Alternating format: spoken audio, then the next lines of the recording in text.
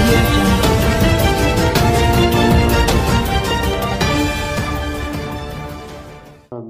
నాకు కూడా బలంగా కలుగుతుంది వాళ్ళు చెప్తున్నప్పుడు. అలాగే ఇది ఒక బయోటెర్రరిజంకి కూడా ఒక ఆలోచన ఏదో ఉందా చాలా మందికి, అందుకనే జబ్బులు ఇక్కడే ఎక్కువ వస్తున్నాయా అన్నది.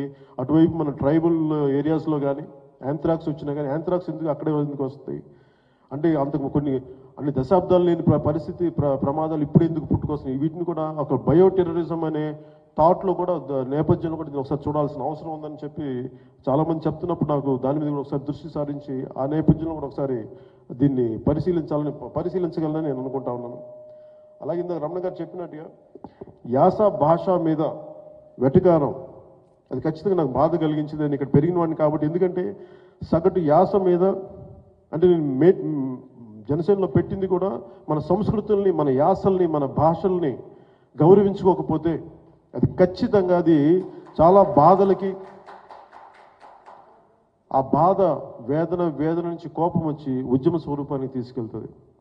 అలాగే ఇక్కడ ఇందాక మీరు పాట పాడినప్పుడు మన సంస్కృతి ఏదో పదం చెప్పారు మీరు ఇందాక పాట పాడుతున్నప్పుడు, ఉత్సవాలని చెప్పి. ఉత్సవాల్లో మాకు ఉత్తరాంధ్ర కల్చర్ లేదు ఇక్కడ, కానీ ఏవో కల్చర్స్ పట్టుకొచ్చారంటే ఏదైతే స్థానికత ఉందో స్థానికత కల్చర్ని కానీ రిప్రజెంట్ చేయని ఉత్సవాలు కూడా అవి ఉత్సవాలు కావు.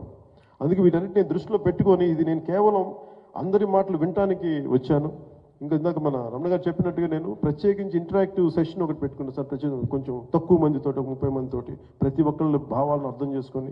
ఎందుకంటే నేను ఒక మీటింగ్లో కానీ ఒక వర్క్షాప్లో కానీ అర్థమయ్యేది కాదు ఇది. నేను దీన్ని ఈ ఆత్మని పట్టుకునేది కాదు. నాకు చాలా సమయం కావాలి దీనికి. ఇది ఎందుకంటే నాకు ఉత్తరాంధ్రది ఇది నా బాధ్యత. ఇది నా దేశాన్ని ప్రేమించేవాడిగా, నా సమాజాన్ని క్షేమం కోరుకునేవాడిగా ఉత్తరాంధ్ర వెనుకబాటుతనాన్ని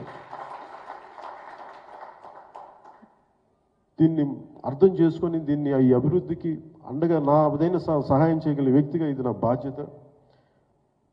గిడుగు రామ్మూర్తి గారు మీరు చెప్పారు.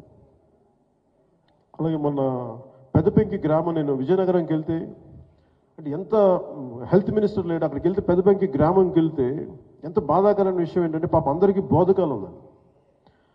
ఎంత దయనీయమైన పరిస్థితిలో ఉన్నారంటే వాళ్ళని చూస్తే ఒకటే గ్రామం కొంతమంది ఆపేశారంట. అంటే మొత్తం డ్రైనేజ్ పరిస్థితి బాగలేదు, చిన్నపిల్లలకు కూడా బోధకాలు వచ్చే పరిస్థితులు వచ్చేసినాయి. ఈ రోజుకి ఎవ్వరూ దాన్ని పట్టించుకునే పరిస్థితులు. ఇలా మీరు మనకి ఈ 3 జిల్లాల్లో ఏ మూలకెళ్ళినా ఒక సమస్య. అలాగే నేను కోరుకుంది కూడా తెలుగుదేశం పార్టీని కోరుకుంది, వైఎస్ఆర్సీపీ వస్తే భూ కుంభకోణాలు జరుగుతాయి, వాళ్ళు ఇలా చేసేస్తారని చెప్పి టీడీపీ వాళ్ళు చెప్తే నేను చాలా జాగ్రత్తగా ఆలోచించాను. నేను బ్లైండ్గా నమ్మలేదు. కానీ వాళ్ళు వచ్చి ఈ రోజున 1,00,000 ఎకరాల పైన ఏ భూములనైతే కాపాడుతామో, ఏ ఉత్తరాంధ్ర వెనుకబాటుతనానికి మేము అండగా ఉంటామని చెప్పి ఈ రోజున 1,00,000 భూములు ఇంక్లూడింగ్ మనకి విద్య, మనకి బేసిక్ లైబ్రరీ, ఒక లైబ్రరీని రక్షించుకోలేని పరిస్థితికి కూడా మనకి దానికి కూడా పోరాటం చేసే పరిస్థితికి ఇది వచ్చిందంటే ఖచ్చితంగా దీనికి అంటే ఒక రెండు ఫోర్సెస్ అయిపోయినాయి. ఖచ్చితంగా 3 ఏ మూలకి వెళ్ళినా సరే ఒకళ్ళొకళ్ళు ఒక పార్ట్నర్షిప్ లాగా ఈసారి మేము దోచుకుంటూ ఈసారి నెక్స్ట్ టైం మేము దోచుకుంటూ ఇలా కాకుండా ప్రజలకు సంబంధించి ప్రజా సమస్యల్ని ప్రాపర్గా రిప్రజెంట్ చేసేలాగా వామపక్షాలతో కానీ సిపిఐ సిపిఎంతో కానీ జనసేన అదే భావజాలంతో ఇందాక అంటే ఇది నేను ఈ పుస్తకం నేను ఎప్పుడు చదవలేదు. కాకపోతే నేనేం నమ్ముతానంటే మన భారతదేశంలో మతాన్ని మార్క్సిజాన్ని అర్థం చేసుకోకుండా భారతదేశపు రాజకీయాలని నడపలేదు. అలాగే గాంధీ గారి ప్రభావితాన్ని కాదనలేదు. గాంధీ గారి ప్రభావితం నాకు ఇలా ఒక పుస్తకం రాశారని నాకు తెలియదు. నేను మిగతా చదివాను కానీ నాకు ఇది నా ఆలోచన నుంచి అనుకుంది. ఖచ్చితంగా ఇది నాకు ఇది దిశానిర్దేశం చేస్తుంది ఈ బుక్. ఎందుకంటే భారతదేశానికి కావాల్సింది మనం కంప్లీట్గా మతం వైపు వెళ్ళిపోతే ఒక సమస్య, కంప్లీట్గా ఇంకొక